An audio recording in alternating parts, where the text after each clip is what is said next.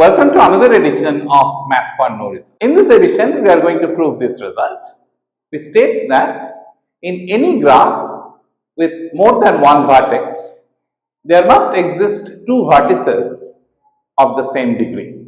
Recall that an undirected graph G consists of two sets V and E. V is called the set of vertices. So let's call that V1, V2, Vn, and E is the set of edges, and by edge we mean an unordered set of two vertices. E is an unordered set consisting of doubletons such as say V1, V2, V2, V3, etc.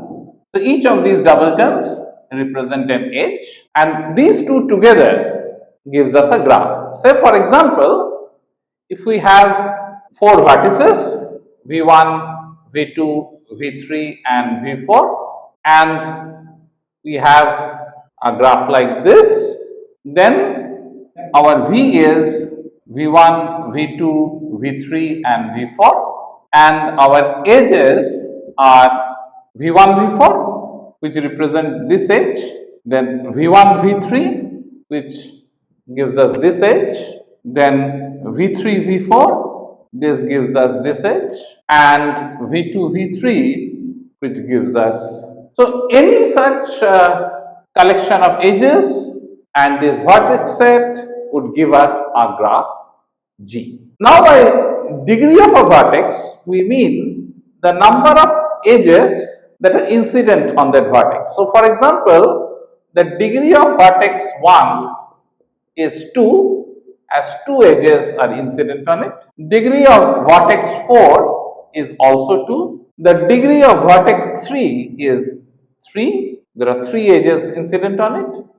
And the degree of vertex 2 is 1. So, the degree of a vertex is the number of edges incident on it, and this problem asks us to show that in any graph which has more than one vertex, there must exist two vertices which has the same degree. Now, we first understand this with four vertices, and then the result will be clear.